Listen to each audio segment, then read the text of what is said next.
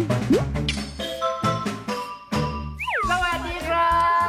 บยินดีต้อนรับเข้าสู่รายการโต้เติมเต็มรายการที่เราจะมาโต้กันจนกว่าความรักมันจะเต็มนะและแน่นอนว่าเราจะต้องมีการถกเถียงพูดคุยกันเรื่องของปัญหาครอบครัวที่ต้องคลี่คลายหรือจะไปกันใหญ่นะคะในท็อปปิกวันนี้บอกเลยว่าไม่ธรรมดาแน่นอนกับท็อปปิกที่มีชื่อว่าเรื่องกินใหญ่แค่ไหนลองถามใจ2ทีมนี้ดู สวัสดีค่ะ อุ้มอิสยาค่ะเรื่องกินของอุ้มใหญ่แต่ของไออุ่นอาจจะใหญ่ไม่เท่าอุ้ม เล่นเบียร์ค่ะ นะครับยังไง เรื่องกินเรื่องใหญ่ไงก็นิ่งเป็นหลับขยับเป็นกินค่ะ มินครับผม นินด้วย อยากจะบอกว่าเรื่องกินไม่ใช่เรื่องใหญ่นะครับแต่ถ้าไม่มีอะไรกินเนี่ยเรื่องใหญ่ครับ เอาละนี่เขาก็มีความ เขามี เรื่องใหญ่การกินของเขามีความใหญ่พอๆกันนะคะ สวัสดีค่ะแบมสราลีค่ะ นี่ สำหรับแบมเรื่องกินไม่ได้เป็นเรื่องใหญ่มากค่ะ แค่นั้นเลย โอเค เรื่องไม่ใหญ่เรื่องไม่ใหญ่กินไม่ใหญ่ค่ะ สวัสดีค่ะเบสค่ะสำหรับเบสเรื่องกินเรื่องใหญ่มากค่ะ สวัสดีครับโอมครับ ของผมเนี่ยถ้าเรื่องกินไม่ใช่เรื่องใหญ่พุงอาจจะใหญ่นี่ ไปได้ยังไง ได้อยู่ นะคะ ไปถึงพุงเลยนะคะ และแน่นอนแหละว่าฝั่งนี้ต้องเป็นแบบกระจิบกระจ้อยใช่ป่ะฝั่งนี้เรื่องใหญ่ กติกาโต้เติมเต็ม โต้ทั้งหมด 3 ยก 2 ยกแรก 1 นาที 30 วินาที ยกที่ 3 30 วินาที โดยระหว่างที่อีกทีมกำลังพูด หากอีกฝั่งไม่เห็นด้วย สามารถตบกระดิ่งเพื่อโต้แย้งได้ทันที ฝัน แปลกเนาะตั้งแต่แต่งงานกันมา ฝันมักจะเป็นคนแรกที่อุ่นลืมเสมอเลยอะถ้าเป็นเมื่อก่อนนะฝันบอกว่าฝันอยากกินเกาลัด อุ่นก็จะขับรถพาไปกินที่เยาวราช ถ้าฝันบอกว่าฝันอยากกินกุ้งแม่น้ำอุ่นก็จะขับรถพาไปกินที่อยุธยา แต่เดี๋ยวนี้อะไร แค่ก๋วยเตี๋ยวถุงเดียวหน้าปากซอยที่ทำงานอุ่นเดินไม่ถึง100 เมตรอุ่นยังลืมเลยอะ เริ่มจากทีมของน้องแบมก่อนค่ะ โอเคได้เลยค่ะ ลิสต์มาเยอะมากแล้วตอน ยั นี้ งไงคุณมีความคิดเห็นว่าเรื่องกินสำคัญยังไง ทีมเราอะรู้สึกว่าเรื่องกินกับเรื่องของความใส่ใจมันเป็นเรื่องเดียวกัน คือหมายถึงว่าการกินข้าวให้ตรงเวลาสำคัญมากๆ อ่า ใน ฮะ เรื่องของทั้งบางคนที่เขาใช้ชีวิตเป็นรูทีนหรือเป็นคนบางคนป่วยโรคกระเพาะ หรืออย่างแบบบางทีถ้าบางกินข้าวไม่ตรงเวลาจะเป็นโรคกระเพาะมันก็จะรู้สึกไม่สบายตัวแล้วมันมีผลกระทบอื่นๆต่องานอื่นๆด้วยค่ะหรือว่าแบบถ้ากินข้าวเย็นอะไรเงี้ยสมมติว่าบางคนกินข้าวเย็นเป็นเวลาถ้าเขาลืม หรือว่าต้องถูกเลื่อนเวลาออกไป มันก็ทำให้เวลานอนต้องถูกขยับออกไปอีก เพราะว่ามันมีเวลาย่อยของมัน รูทีนการกินข้าวเป็นเวลา อ่า ใช่ไหมครับของผมเนี่ยก็คือการกินเพื่อที่จะmaintenance ร่างกาย อ่าฮะ กล้ามเนื้ออา ฮะ เราอุตส่าห์กินอาหารมาเพื่อให้ดูมีรูปร่างที่ดูดี อ่าฮะ ใช่ไหมฮะเราก็ต้องกินอาหารให้มันสารอาหารครบถ้วน ฮะ ใช่ให้ แล้วถ้า มัน วันหนึ่งเราลืมล่ะทำไงอ่ะ จริงๆ ถ้าเราลืมเนี่ยมันลืมได้บ้างแต่จริงๆแล้วอะเราควรจะซีเรียสมันเป็นเรื่องใหญ่ อ๋อ เรื่องกินเป็นเรื่องใหญ่เราต้องจริงจังต้องกินอาหารให้ครบ5 หมู่ ต้องห้าหมู่ด้วย 5 หมู่ใช่ โอ้โหอุ๊ยอันนี้เราต้องเรียนเลคเชอร์แล้วไหม เลคเชอร์ นี่คือ เป็นฟีลว่าแบบวิชาการมาก มหาวิทยาลัยมารีนนท์เวอร์ มันคือเรื่องของความใส่ใจเหมือนที่แบมพูดไปตอนแรกมันคือแบบมันเป็นการ caring กันและกันนะเนาะ อ่าฮะแต่บางทีเขาอาจจะแบบมีนู่นนี่นั่นเยอะต้องจัดการอะไรอย่างนี้มันพลาดกันได้ไหมล่ะ ก็ได้แต่ว่ามันก็ร่างกายต้องใช้ energy ในการดำเนินชีวิตอ่ะมันก็แบบอ่ะแคร์กันบ้างนิดหน่อย อย่างแบมถ้าสมมุติว่าลืมอย่างเงี้ยเราจะมี reaction ยังไงบ้าง ไหนทำให้คุณผู้ชม ไม่คื ดู อ หน่อย ปกติคนเรามันผิดพลาดได้แต่มันไม่ควรผิดพลาดบ่อย แล้วคือความใส่ใจเนี่ยเป็นเรื่องหนึ่งที่มันรู้สึกว่ามันไม่ควรถูกละเลยในความสัมพันธ์ใดๆก็แล้วแต่ ไม่ว่าจะเป็นเพื่อนเป็นอะไรก็แล้วแต่ คือ ครับ ถ้าเกิดว่าเขาให้ความสำคัญกับงาน เรื่องการกินมันก็ควรจะให้ความสำคัญพอๆกัน ลืมกินข้าวได้แต่ลืมทำงานได้เหรอมันก็ไม่ได้ถูกป่ะเพราะฉะนั้นกินข้าวก็ลืมไม่ได้เหมือนกัน เป็นเรื่องพื้นฐาน เป็นเรื่องพื้น เป็นเรื่องพื้น ฐา ฐาน นมาก ผ่านไปไวมาก ไวมากๆมีฝั่งนี้เก็บข้อมูลเงียบกิ๊บไม่โตเลยนะเดียว คือให้เขาพูดมาก่อน ก็ให้ฟัง อ่า ฟังเหตุผลของเขา ถูกต้อง โอเคเฮ้ยแต่จริง ๆ ฝั่งนี้จากที่เขาพูดมามันก็ดูมีเหตุผลนะ มันดูมีความแบบ อย่าเพิ่งตัดสิน ตรงเว้ย นะคะอย่าเพิ่งตัดสิน ฉันเล่าให้ฟังค่ะแม่ฉันเล่าให้ฟังว่าแบบเขามีความแบบ เวลาความตรงเวลามีเรื่องของความใส่ใจมีเรื่องอะไรอย่างนี้เดี๋ยวต้องมารอดูนะคะว่าฝั่งคุณอุ้มอิสยาเนี่ยเขาจะมีวิธีแบบตอบกลับยังไง ถ้าพร้อมแล้วเริ่มค่ะคุณอุ้ม ก็จริง ๆ การกินมันก็สำคัญเพียงแต่ว่า จ้ะ ถ้าการที่คนคนหนึ่งลืมที่จะแบบซื้อมาให้อย่างนี้ ดู ใช่ไหม สาย คะ ตาเขาด้วยตอนเนี้ย แล้วมันเกิดการที่แบบเราใส่อารมณ์ใส่กันอะ จ้ะ ทุกอย่างมันจะแย่ยิ่งกว่าเดิมจากที่โมโหหิวอยู่แล้วแล้วไอ้คำพูดอะในหนึ่งครั้งที่เราพูดออกไปอะความหิวอะพอเรากินมันก็จะหายหิว แต่คำพูดมันจะอยู่ในใจคนนั้นตลอดไป ถ้าจะรักษาความสัมพันธ์มันคือการให้อภัยกันและกันหรือเปล่า มีทหารด้วย เพราะว่าถ้าเป็นเรื่องสุขภาพเรื่องที่ว่าต้องกินอาหารตรงเวลา จ้ะ คนส่วนใหญ่คนที่เป็นโรคกระเพาะเขาจะรู้อยู่แล้วว่าเขามีสิ่งนี้ที่ต้องคอนเซิร์นเขาก็จะแบบกินอะไรรองท้องถ้าอยากจะกินพร้อมกันแล้วอีกคนนึงกลับบ้านดึก ทำบ้านดึกหรือเกิดมีอุบิเหตุใดๆ จ้ะ เขาก็จะหาส่วนใหญ่คนที่มีป่วยเขาจะหาอะไรกินรองท้องก่อน เพื่อที่จะได้รอกิน ก็คือต้องการจะสื่อว่าคุณก็ต้องมีความรับผิดชอบในส่วนของคุณนะตอน การ นี้กับ ที่ มื เรา อ โมโหหิวใช่ไหม อ่าฮะ มันควรจะในความสัมพันธ์มันการให้อภัยมันคือสิ่งสำคัญที่จะคีปความสัมพันธ์นั้นในระยะยาว แล้วก็ที่การพูดกันดีๆอ่ะคนรักมันควรจะเป็นเซฟโซนไม่ใช่ที่ระบายอารมณ์ ค่ะพี่ ใช่ โอ้ เลิศ ย นะว่าอุ๊ยมาแล้ว เลยเหรอใจเย็นๆ อะไรกันเถียงเขา อยากกดให้เฉยๆอะ โอ้ยตายแล้วตัวแทนหมู่บ้านเอาต่อเลย2 นาทีมีใครต่อไหม คือ คะ พอรู้สึกว่าแบบถ้าลืมแล้วมันจะลีดไปสู่สิ่งอื่น ๆ ที่มีปัญหาแล้วทำให้คำพูดมันถูกเอฟเฟกต์มันก็เลยรู้สึกว่าถ้าอย่างนั้นอ่ะเราไม่ควรจะลืมตั้งแต่แรกเลย เอาล่ะ ในเมื่อสมมติว่ามันเกิดการลืมในครั้งนั้น อ๋อ มันก็ไม่ควรจะแบบอยู่ๆมาแบบว่าพ่องแล้วระบายอารมณ์ใส่กันเลย รู้สึกว่ามันไม่ใช่ทางออกหมายถึงว่ามันก็ถ้าสมมติว่าหิวจริง ๆ ออกไปกินข้างนอกทันทีเลยก็ได้อะไรอย่างเงี้ย การกินเป็นเรื่องสำคัญจริงครับ แต่ว่าบางทีการ prioritize ในเรื่องของหน้าที่การงานของแต่ละคน work schedule life balance มันไม่เหมือนกัน ค่ะ มันก็เลยมีเหตุการณ์ที่อาจจะทำให้ต้องคลาดเคลื่อนบ้าง การโฟกัสการหน้าที่การงานเพื่อความรักในเชิงระยะยาว ก็อาจจะมีผลดีเหมือนกัน ความมั่นคงของฐานะทางการเงินที่บ้าน ใช่ไหมเพื่อน ถูก ถูกต้อง นะฮะ และในทีนี้โดย ค่ะ การใช้ความหิวเนี่ยในเรื่องของภาวะอารมณ์ชั่วคราวเนี่ยมาเป็นเขาเรียกว่าการทิ่มแทงกันด้วยหอกปากในเชิงพูดภาษา ภาษาไทยมาอีกคนหนึงแล้ว แรงไปนะค แปล รับ ข้างล่างด้วยค่ะ นะคะภาษาไทยวันนี้อะไรนะทิมแทง ทีมแทงหักออกสักอย่าง ทิ่มแทงกันด้วยหอกปาก นะ เลิศ โอ้โหฝั่งนี้หมดเวลาค่ะหมดเวลา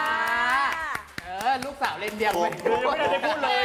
ไม่เพราะว่าเขาพูดครอบคลุมหมดแล้วไง ครับ แต่ถ้าเมื่อไหร่ที่ฝั่งนู้นเขาค้านมาดิฉันพร้อมสู้ค่ะ คืออันเนี้ยฉันรู้อยู่แล้ว คือฉันทาว่าไปถึงครึ่งนะคะเพราะดิฉันรู้สึกได้ถึงรังสีอำมหิตอะไรสักอย่างว่าแบบมันเหมือนแบบว่าจะโดนไหมหรือยังไง เปิดแอร์หรือเปล่า ค่ะ ร้อนกันแปล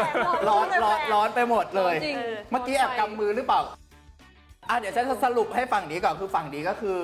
เขาบอกว่าอย่าใส่อารมณ์หลายอย่างบางทีมันก็ทำเพื่อแบบประคองความรักที่ยืนยาวด้วยอะไรด้วย เริ่มกันที่ยกที่ 2 กันเลยดีกว่านะจ๊ะ เป็นทีมน้องแบมที่อยู่ในร่างพาฝันแล้วกันเนาะเริ่มก่อนเลยจ้า ไป อันนี้เป็นอินเนอร์พาฝันนะคะ ครับ คืออย่างทีมของคุณนายอุ่นเขา ครับ พูดมา2 point เนาะ จ้ะ อันแรกคือลืม ถ้าลืมทำให้โมโหหิว แล้วจะลีดไปสู่ถ้าเกิดว่าพูดจาไม่ดีแล้วทำร้ายจิตใจกัน เพราะฉะนั้นเราควรจะป้องกันตั้งแต่อันแรกเลยก็คือไม่ควรจะลืมตั้งแต่แรก ป้องกันตั้งแต่แรกเลยสิ ใช่ ถ้าสมมุติว่าแต่ละคนมี work schedule ที่ไม่เหมือนกันอย่างที่พี่มินบอก จ้ะ ก็คือเราไม่สามารถที่จะแยกแยะเวลางานกับเวลาส่วนตัวมองว่าสิ่งที่ดีที่สุดคือ make appointment เลยไปเลยนัดไปเลยว่าโอเค เราว่างวันไหนบ้างแล้ววันที่นัดห้ามลืม วันที่นัดแล้วห้ามลืม แล้วถ้ามันแยกตารางไม่ได้เอาตารางนัดคนในครอบครัวไปใส่ในตารางงานไปเลย แล้วก็นัดไหนเราก็ทำเหมือนที่ทำงานนั่นแหละนัดเราก็ต้องมาให้ถึงตรงเวลาแล้วก็ทำแบบสิ่งที่เราคอมมิตไว้ คิดว่าร่างกายที่ไม่ดีเนี่ยจะอยู่กับเราตลอดไปครับในสภาพจิตใจ longevity เออ นี่กำลังมาอินเทอร์ longevity สภาพจิตใจเนี่ยเดี๋ยวมันก็คืนดีกันได้เดี๋ยวคุยกัน จ้ะ ได้ แต่ร่างกายเนี่ยอยู่กับเราไปตลอดชีวิตครับ ค่ะเชิญค่ะ แผลที่เยียวยาที่เป็นแผลในจิตใจครับเยียวยายากกว่าแผลสุขภาพร่างกายภายนอก เพราะฉะนั้นเราก็ต้องห้ามลืมตั้งแต่แรกค่ะ ไม่มีใครยอมเลยถึงได้ย้อนไปตอนต้นว่าคุณควรที่จะเมนเนจตั้งแต่แรก แต่แรกเริ่มจากจุดเริ่มต้น นะคะมีอะไรเสริมอีกไหมคะ เรารู้สึกว่าเวลาเราทะเลาะกันอ่ะมันไม่ได้อยู่ดีๆเราทะเลาะกันเลยอ่ะมันต้องมีเรื่องเล็กๆน้อยๆมาก่อนเพราะฉะนั้นเราควรจะรู้ตั้งแต่แรกก็คือห้ามลืมค่ะใส่ใจ อ่า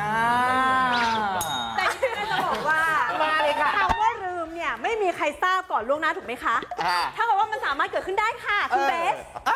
งั้นเราก็ต้องสังเกตด้วยแต่ตอนแรกถูกไหมคะเราได้แต่ จะตีเยอะ ถ้ามีคน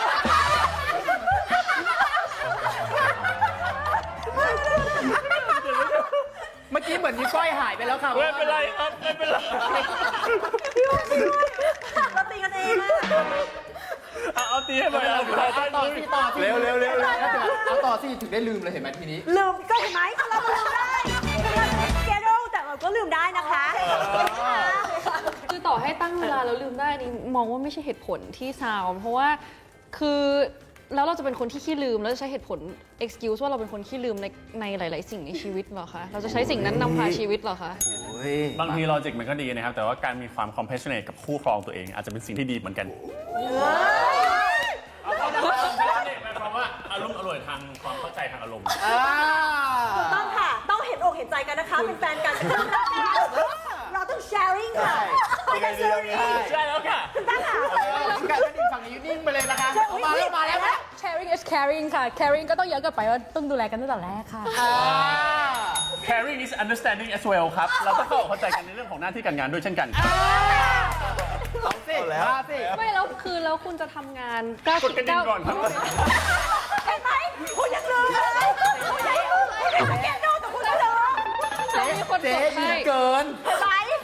เห็นไหม อย่านะยังไม่หายเลย การลืมมันเกิดขึ้นได้ ไม่คือแค่อยากรู้ว่าแล้วถ้าจะตั้งใจทำงาน passionate แล้วก็ก้าวหน้าในชีวิตด้านการงานไปทำไม ค่ะ ถ้าสุดท้ายแล้วคุณไม่สามารถ save relationship ในครอบครัวไว้ได้ หมดเวลาค่ะไม่ให้ต่อ อ้าว สรุปนะคะคือทางนี้ก็คือยังยืนยันว่าถ้าคุณไปจัดการตั้งแต่ต้นตอตั้งแต่แรกเนี่ยมันก็จะไม่เกิดปัญหาทั้งหมดตามมานั่นเอง ซึ่งฝ่ายนี้เขาก็มีเหตุผลของเขาว่า เธอกินน้ำเลยไหมฉันก็มีเหตุผลที่เธอกินน้ำ คือเขาก็มีเหตุผลของเขาฝั่งนี้ก็มีเหตุผลของ ส เขา รุปเถียงแทนเพื่อน เดี๋ยวเขาต้องไปเคลียร์กันหลังไม่ ไม่ อีก คื ที อประเด็นคือไอ้เจ้าตัวนั่งนิ่ง อยากออกไปเป็นคนดูอ่ะ คนนี้คือแข่งแล้ว นิ่งเลยชิบเชียบเลย ขอกระดาษไหนแบบเลยครับยับหมดแล้วครับ นะฮะฝั่งนี้เขาเนิร์ดเนี่ยเขามีความจดเขาก็เลคเชอร์ อันนี้ก็ เน้นเข้าร่วมไม่เน้นเข้ารอบฝั่งเนี้ย โอเค ถ้าพร้อมแล้วจับเวลานะคะ 5 4 3 2 เริ่ม ก็อย่างที่เขาบอกว่ามันควรจะป้องกันตั้งแต่แรกใช่ไหมคะ ครับ ไม่ควร พี่ ลืมตั้งแต่แรก แต่ว่าถ้าสิ่งที่มันเกิดขึ้นมาแล้วแบบลืมไปแล้วแล้วแบบลืมซื้อข้าวมาแล้ว แต่ถ้าคนเรามันเลือกมันมีช้อยส์ได้ว่าเราจะเลือกที่จะทำให้เหตุการณ์มันบานปลายแล้วทะเลาะกันใหญ่โตไปใหญ่หรือว่าเลือกที่จะประนีประนอม คุณมองห แล้ว น้า เรา เขา ออก คุณม ไป องหน้าเขา กิน คุณไม่ต้อง ข้าว มอง ด้วยกัน คุณมองหน้าเขา สายตาแบบ คุณพูดแล้วคุณมองหน้าเขาไปเลย สายตาแบบน่ากลัวมากเลยอะ เพราะว่าคอนแทคใช่ไหมคะ ไม่ค่ะ เพราะอินเนอร์ไม่ล้วนเลย ต่อเลยได้ เพ เลย ราะ ค่ะ เรารู้สึกว่าการประคับประคองความสัมพันธ์ด้วยการประนีประนอมมันสำคัญกว่าการที่แบบคนเราแบบหิวแล้วระเบิดอารมณ์ใส่กันเลย ครับพี่ โอเคหิวมันเป็นเรื่องสำคัญก็จริงแต่ว่าการรักษาความสัมพันธ์มันดีกว่า เพราะว่ามันไม่มีใครรู้หรอกว่าเราจะลืมหรือไม่ได้ลืม แต่ว่าถ้าเกิดวันหนึ่งที่เราทำงานนู่นนี่นั่นนี่นู่นเสร็จแล้วแบบดันกลับมาแล้วลืม มันก็เป็นอะไรที่มันไม่สามารถย้อนกลับไปแก้ไขได้แล้วเพราะฉะนั้นเราก็เลือกที่จะ ก็คอม fortable หน่อยไหมล่ะ ใช่ คอมโพไม แล้วก็ไอ้เรื่องที่บอกว่า longevity ใช่ไหมคะ สุขภาพมันส่งผลระยะยาว แต่จริง ๆ จิตใจมันส่งผลระยะยาวกว่านั้นถ้าจิตใจแย่ปุ๊บมันส่งผลต่อสุขภาพทันที นั่นไง คำพูดที่ทำร้ายกันหนึ่ง จำเข้ามา คำมันอยู่ตลอดไป มันไม่ได้อยู่แค่แบบแป๊บเดียวเหมือนแบบความหิวปุ๊บกินแล้วมันก็หายหิว อะไร ก็ ที่มัน ฝั่ง จะ นู้น ทำ เขา ได้ ยังไม่ ง่าย ค้านไปเลยแสดงว่าเขาก็เห็นด้วยกับสิ่งที่เราพูด เขายังไม่กดติ้งกดไลค์ ต้องฉันจะไปไฟเพื่ออะไรล่ะ ให้พูดก่อน เห็นไหมล่ะ เพราะว่าสิ่งที่เราพูดมันถูกต้องไงคะ ค่ะพี่ น้องอย่ากดเล่นนะลูกไอ้แบบน่ารักมาก อันนี้ไม่ใช่ของเล่น กดยังไงรู้ป่ะตัดมาที่ฉัน อีกเลยเนี่ย แล้วเมื่อกี้เนี่ยกดจนเพนกวินมันอยู่อย่างเงี้ย ก็เมื่อกี้ต้นรายการบอกว่าเพนกวินหัวจะบุ๋มไหม โมโหหิวหรือเปล่าคะ โอ้ยเอ้ย โอ้ยโอ้ยโอ้ยโอ้ยโอ้ยโอ้ย ฝั่งนี้เป็นเรื่องหิวที่มาเรื่องรองหลังจากจริงหรือจริง นี่เรื่องใจเขามา อยากจะบ ก่ อ อก ว่าอีก น แง่หนึ่งนะครับผม จ้ะ ถ้าเกิดเรามองนะถ้าเปรียบเทียบเป็นสีบนกระดาษนะครับสีขาวกับสีดำสีดำอาจจะเห็นชัด แต่มันอาจจะมีแค่จุดเดียว อ่า ถ้าสีขาวที่มันมีเยอะมากๆเนี่ยบางทีเราอาจจะลืมเปรียบเทียบกับความข้อผิดพลาดที่เกิดขึ้นหนึ่งข้อกับสีอื่นที่เป็นสีขาวที่ความประทับใจความรู้สึกดีอย่างเงี้ยเรามองแค่จุดนี้ เราอาจจะลืมความประทับใจต่างๆ ที่เราเคยมีให้กันในความรักก็ได้นะครับ อุ้ยหมดเวลาครับคุณดิฉันเหนื่อยไปหมด ยกที่ 3 นะฮะ 30 วินาทีเท่านั้นค่ะพร้อมแล้ว 3 2 1 เริ่มได้ ค่ะ เมื่อกี้ปรึกษาทางทีมแล้วว่า ครับ โอเค relationship compromise ได้ แต่เรื่องการกิน compromise ไม่ได้ เพราะว่ามันมีเหตุผลที่สำคัญกว่านั้นที่ฝั่งนั้นบอกว่าเรื่องจิตใจจะต้องแบบว่าถ้าจิตใจไม่ดีจะ lead ไปถูกสุขภาพไม่ดี การกินนี่คือตรงๆเลยว่าถ้าเกิดกินไม่ดีกินไม่ตรงเวลามันก็ lead ไปสู่สุขภาพที่ไม่ดีอยู่แล้ว ซึ่งมัน compromise ไม่ได้ค่ะ เพราะฉะนั้นเรามองว่าการกินอาหารให้ตรงเวลาสำคัญที่สุด แล้วก็ถ้าเกิดว่าการที่อีกฝ่ายหนึ่งจะละเลยหรือลืมหรือเอามีข้ออ้างใด ๆ ในการที่แบบทำให้เวลาที่กินข้าวตรงเวลาถูกแบบโพสต์โพนออกไป อุ้ยตกใจค่ะอะไรฟ้าผ่า หรือเรื่องอยู่หรือเรื่อง จบแล้วจบนี่หมดเวลาคุณผู้ชม เราจะเขาเรียกว่าตัดกลางอากาศเลย โอเค สรุปก็คือ compromise ไม่ได้ค่ะ นี่คือฝั่งของคุณแบมสลาลีในร่างของพาฝัน อะไร คุณพาฝันในร่างของคุณแบมสลาลีไหม พาแบม เป็นพาแบม พาแบมพาแบม พาแบมไปกินข้าว ใช่เพราะว่าตอนนี้มันยังไม่ได้กินข้าวเลยตั้งแต่เช้า จริงเหรอ ทำไมอ่ะ เอาแล้วแมตช์นั้นไม่ได้กินเหรอ หยิบโปรตีนขึ้นมา หยิบกระเป๋าขึ้นมาผิดใบค่ะ เลยเป็นเหตุผลที่วันนี้พาฟันอาจจะ aggressive นิดนึงอาจจะอินนิดนึงในเรื่องนี้ พาแบมบอกแล้วพาแบม พาแบม ไปกินข้าว หรือเป็นแบมฝัน ขวัญอยู่เหรอ อันนี้แบมหิ แบ ว มฝันแบมหิว อันนี้แบมหิว ก็หิว ได้หมดแบบดินเนอร์จริง เอาละฮะ เรามาต่อกันที่อีกฝั่งหนึ่งเขาคอม p r o m i s e ไม่ได้ เราจะมีวิธีอธิบายเขาต่อยังไง ถ้าพร้อมแล้ว 3 2 1 เริ่มได้ ถ้าในแง่ของสุขภาพผมรู้สึกว่าโอเค ถ้าเรามันมีโรคประจำตัวนู่นนี่นั่นอ่ะมันสามารถแบบกินอย่างอื่นรองท้องได้ หรือแบบถ้าสมมติว่ามาแล้วมันก็ควรที่จะทำให้ไอสถานการณ์แย่ๆมันจบไวที่สุดด้วยกัน ใช่ โอเคเราออกไปกินข้างนอกกัน ไม่ใช่ว่าลืมแล้วมันจะทำให้แบบทุกอย่างเป็นเรื่องใหญ่กว่าเดิม ถูกต้องครับผมแล้วอารมณ์ชั่ววูบนะครับเวลาหิวเนี่ยมันเป็นอารมณ์ชั่ววูบเพราะฉะนั้นการยับยั้งชั่งใจนะครับจะลามอาจจะทำให้เราไม่ลามไปสู่เหตุการณ์อื่นที่ทำรุนแรงขึ้นโดยใช้เหตุนะครับผม ไม่ทันฉันละมั้ง แล้วคุณ ทัน เขาอยาก เอา ฉันมีไม้เด็ดเลยล่ะ เอาละจ้าคราวนี้ในเมื่อเกมมันไม่จบง่ายๆ เราจะมีการส่งตัวแทนนะจ๊ะ1 ท่านต่อ 1 ทีม เริ่มจากอุ้มก่อนส่งใครมาตัวแทน เล่นดีอ่ะ ถูกต้องค่ะพี่อุ้มจะไม่ทำให้เสียใจ โอเค และของคุณ พาฝัน คุณพาแบม พี่เบสค่ะลินเดียต้องเจอเบสเท่านั้นค่ะ แรงมาก เบสจะสยบเดียเอง เดี๋ยวเราดูว่าจะสยบได้ไหน เอาเลยจ้ากติกานี้ให้ 30 วิเหมือนเดิมนะจ๊ะ โอเค แต่สามารถโต้กันแบบไฟแลบโต้กันเดือดโต้กันสงครามได้เล ฉัน ย พูดไวมาก 3 2 1 เริ่ม ค่ะทั้งหมดทั้งมวลนะคะ ไม่ว่าปัญหาจะเล็กหรือจะเป็นใหญ่แค่ไหน การคอมเพลมไหรือเข้าอกเข้าใจอีกฝ่ายหนึ่งก็จะไม่ทำให้ปัญหาทั้งหมดเกิดขึ้นค่ะ แค่อยากบอกว่าการที่เราจะรู้จักรักคนอื่นให้ดีพออะมันต้องรู้จักที่รักตัวเองให้ดีก่อน ก็เพอรักตัวเองไงคะ ถึงเกิดการคอมเพลมไแล้วแบ่งปันให้ผู้อื่นได้ ถ้าเกิดเราไม่มีให้ตนเองแล้วเราจะเอาอะไรไปให้คนอื่นคะ แต่รักตัวเองก็ต้องเริ่มจากสุขภาพร่างกายที่ดีก่อนหรือเปล่าคะ สุขภาพร่างกายที่ดีก็ต้องกินอาหารให้ตรงเวลา ทุกคนกินข้าวลูกโกโก้ ทุกคนไม่เคยลืมไม่กินข้าวลูก ทุกคนเกิดมาก็ทานนมและข้าวแล้วไม่มีใครลืมทานข้าวค่ะ แต่เมื่อกี้ยังบอกว่าคนเราสามารถลืมกันได้ แต่ว่าเมื่อกี้บอกว่าเราไม่สามารถลืมทานข้าวได้ เรามีลืมกันได้แต่ทานข้าวคนเราไม่เคยลืมถ้าลืมคือตายค่ะ เพราะฉะนั้นเรื่องกินเรื่องใหญ่ถูกไหมคะ ก็เรื่องใหญ่แต่สามารถลืมได้ค่ะ ไปเรื่อยแล้วหมดเวลาจะชอบความต่อเนื่องของเรนดี้อ่ะแล้วก็ชอบความต่อเนื่องของคุณเบสด้วย นางก็สู้นะ แต่เยายแบมเหมือนจะจิกทาง ไม่ค่ะ ไม่ค่ะ คุณเห็นไหมคะ เมื่อกี้ฉันสะกิดยายอุ้มจ้ะฉันบอกดูยังเป็นอย่างเงี้ย ใครช่วยแบบแคปรีแอคชั่นของมันไปแยกด้วยนะคะ เมื่อกี้แบบมันจะโกรธสุดเลยนะ แต่เมื่อกี้พอหันไปอีกทีเจอคำว่าโกโก้โกโก้คืออะไร เฮ้ยโกโก้แต่หมด เจ๊ไม่รู้จักได้ไงอ่ะ มีมโกโก้อะ โกโก้ ทุกคนมีแม่ ทุกคนมีแม่คนเดียวโกโก้ ทุกคนกินข้าวลูกโกโก้ ทุกคนไม่เคยลืมไม่กินข้าวลูก เอาเป็นว่ามาสรุปในการโต้กันในวันนี้ก่อนดีกว่านะจ๊ะทางฝั่งแบมก็ยังคงยืนยันอยู่ว่า เรื่องกินลืมไม่ได้ ยังไงก็ลืมไม่ได้ และในขณะที่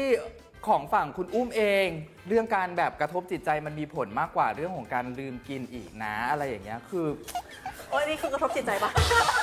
กระทบจิตใจมากเพราะว่า เสียใจมากตอนนี้ เขาเสียใจ เพราะว่านิ้วก้อยหายไปนิ้วนึงเอาเป็นว่าเป็นปัญหาที่แบบว่าตกลงกันไม่ได้สำหรับใครที่แบบรู้สึกว่า 2 ปัญหานี้เนี่ยมีความคิดเห็นเพิ่มเติมยังไงก็สามารถคอมเมนต์มาแชร์ลิงก์แฮชแท็กกันมาได้นะจ๊ะว่าจะอยู่ทีมไหนนะจ๊ะไม่ว่าจะเป็นคุณพาแบมหรือว่าเป็นอุ้มอุ่นนะจ๊ะ ก็สามารถแบบแท็กทีมมาได้แล้วแชร์กันว่าฝั่งไหนมันควรที่จะเริ่มที่จะทำมากกว่ากันนะจ๊ะแล้วก็ฝากซีรีส์ด้วยฟูลฟิลรักเติมเต็มนะฮะโอเคแล้วกลับมาพบกันใหม่นะคะใน EP หน้าสำหรับโต้เติมเต็มวันนี้ต้องขอตัวลากันไปก่อนสวัสดีจ้า